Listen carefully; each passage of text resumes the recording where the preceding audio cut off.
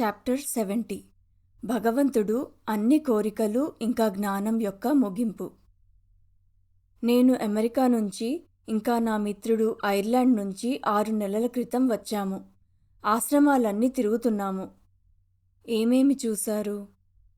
శ్రీ రమణాశ్రమం చూశాము. ఇంకా రిషికేశ్ వెళ్ళాము. శ్రీ రమణ మహర్షి గారి గురించి మీ అభిప్రాయం తెలుసుకోవచ్చా? మేమిరువురు ఒకే పురాతన స్థితిలో ఉన్నాము.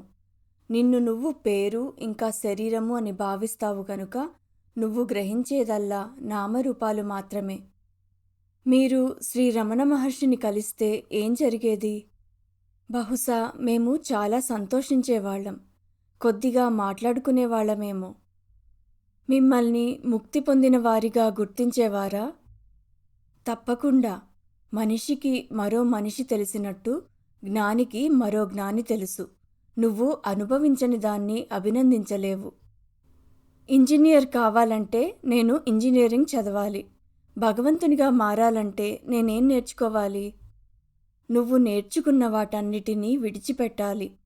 భగవంతుడు అన్ని కోరికలు ఇంకా జ్ఞానం యొక్క ముగింపు. అంటే నేను భగవంతుణ్ణి కావాలి అన్న కోరికను కూడా వదిలిపెట్టాలా?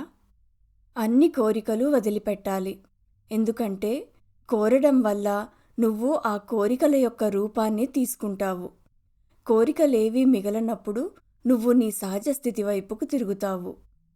నేను పరిపూర్ణతను పొందానని ఎలా తెలుసుకోగలను? పరిపూర్ణతను తెలుసుకోలేవు. కేవలం అపరిపూర్ణతను తెలుసుకోగలవు. తెలుసుకునేది ఉండాలంటే వేరుతనం ఉండాలి, ఇంకా అసమతుల్యం ఉండాలి. నువ్వు ఏది కాదో అది తెలుసుకోగలవు, కానీ నీ నిజస్వరూపాన్ని తెలుసుకోలేవు. నిజస్వరూపంగా కేవలం ఉండగలవు. మొత్తం విధానం అర్థం చేసుకోవడంలో ఉంది. అబద్ధాన్ని అబద్ధంగా చూడడంలో ఉంది. కానీ అర్థం చేసుకోవాలంటే నువ్వు బయటి నుండి చూడాలి. మాయ అనేది వ్యక్తమైన దానికి వర్తిస్తుంది కనుక దాని యొక్క జ్ఞానంపై మనం ఆధారపడలేము. కానీ అవ్యక్తమునకు సంబంధించిన జ్ఞానాన్ని మనం విశ్వసించగలగాలి కదా. అవ్యక్తమునకు సంబంధించిన జ్ఞానం అంటూ ఉండదు. సంభావ్యత తెలియరానిది, వ్యక్తమైనది మాత్రమే తెలియబడుతుంది. తెలుసుకునేవాడు ఎందుకు తెలియబడకుండా ఉండాలి? తెలుసుకునేవాడికి తెలియబడేది తెలుసు. నీకు తెలుసుకునేవాడు తెలుసా? ఆ తెలుసుకునేవాడిని తెలుసుకునేదెవరు? అవ్యక్తాన్ని తెలుసుకోవాలనుకుంటున్నావు. అసలు వ్యక్తమై ఉన్నది తెలుసని చెప్పగలవా? నాకు విషయాలు, ఆలోచనలు, వాటి మధ్య ఉన్న పరస్పర సంబంధాలన్నీ నా అనుభవాలుగా తెలుసు. అనుభవించేవారు ఇంకా వారి అనుభవాల మొత్తం వ్యక్తమైనదైతే అందులో నీకెంత మొత్తం తెలుసు? నిజానికి చాలా చిన్న భాగం. నాకు సంబంధించిన కొన్ని ఇంద్రియ అనుభవాలు నాకు తెలుసుగా. అది కూడా కాదు. నువ్వు కేవలం ప్రతిస్పందిస్తున్నావని నీకు తెలుసు. ఎవరు దేనికి ప్రతిస్పందిస్తున్నారో నీకు తెలీదు. నువ్వు నేనుగా ఉన్నావని కలయికలోనే నీకు తెలుస్తుంది. ఇది నేను, అది నేను అనేవి కేవలం ఊహలు.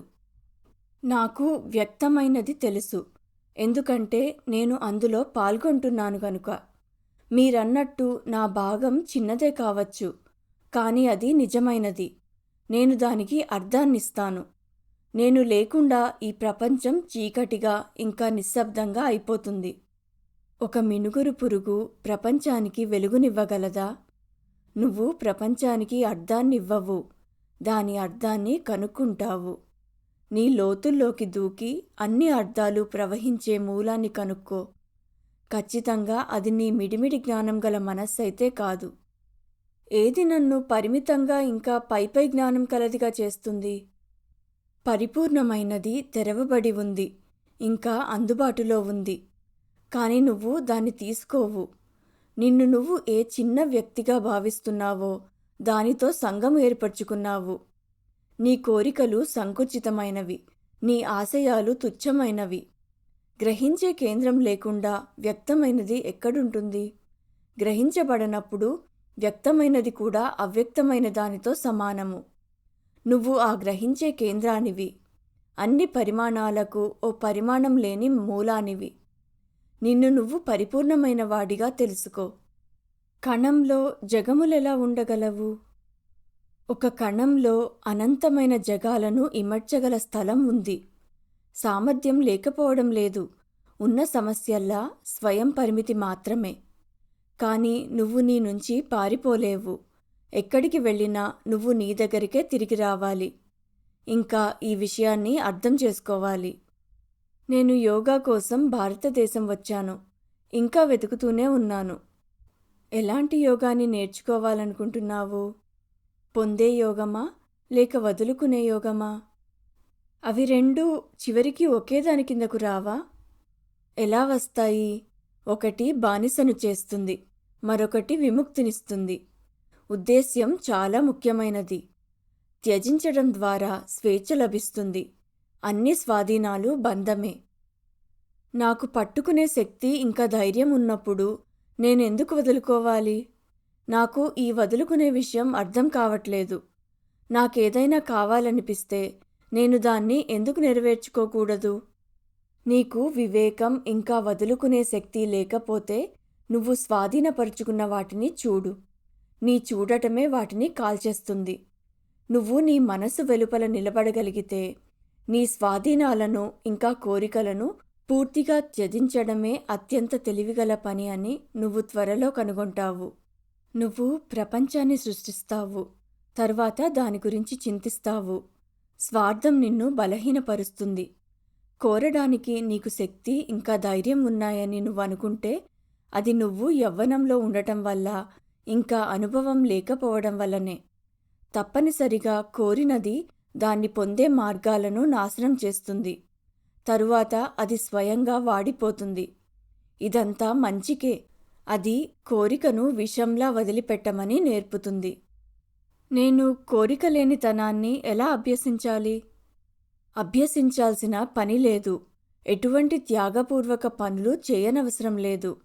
నీ మనస్సును పక్కకు తిప్పు చాలు. కోరిక అంటే కేవలం నీ మనసు ఒక ఆలోచన మీద స్థిరంగా ఉండటం. దాని పట్ల నీ శ్రద్ధను, ఆసక్తిని తిరస్కరించడం ద్వారా దాన్ని దాని యొక్క గాడి నుండి బయటకు తీసుకురాగలవు. అంతేనా? అవును, అంతే. అది ఏ కోరికైనా, ఏ భయమైనా కాని దానిమీద నీ ఆలోచనను కొనసాగించకు. ప్రయత్నించి చూడు. ఒక్కోసారి మర్చిపోవచ్చు, పర్వాలేదు.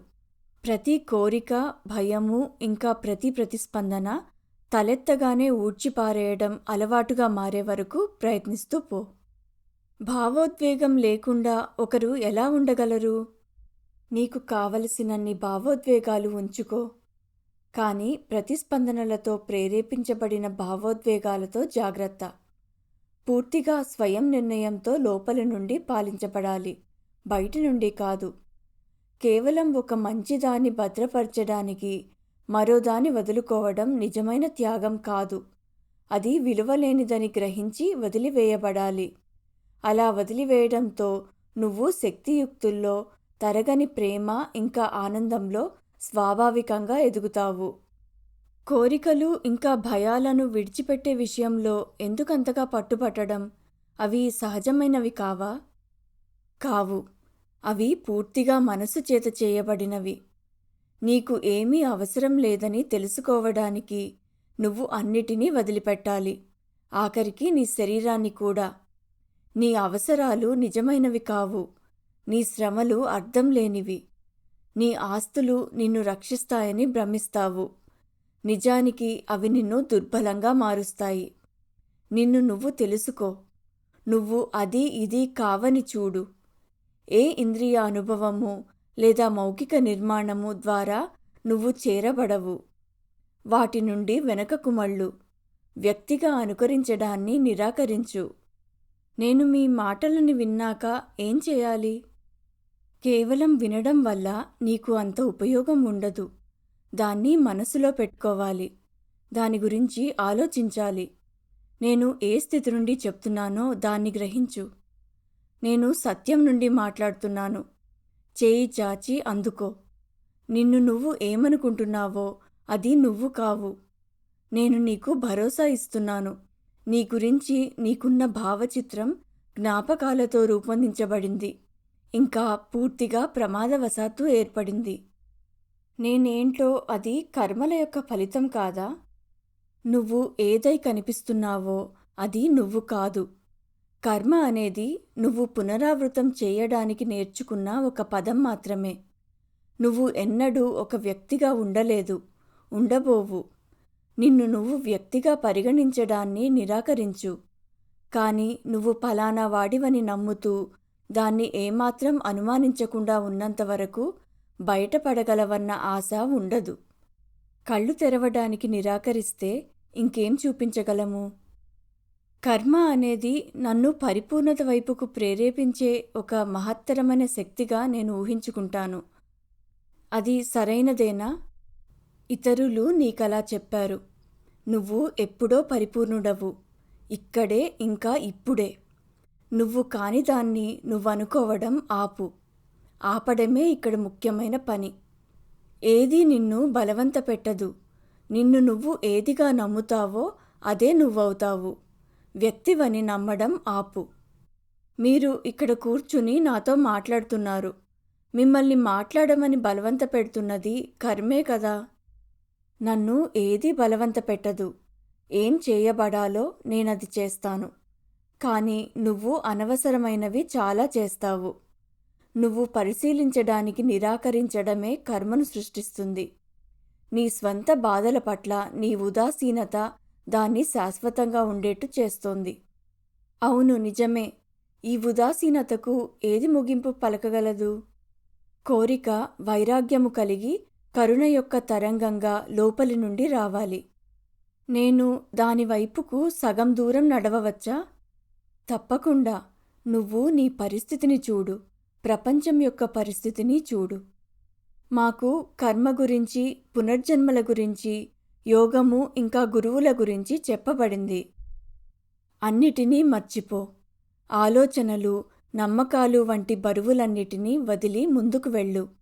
అన్ని మౌఖిక నిర్మాణాలను, సాపేక్ష సత్యాలన్నిటినీ, గ్రాహ్య వస్తువులన్నిటినీ వదిలిపెట్టు.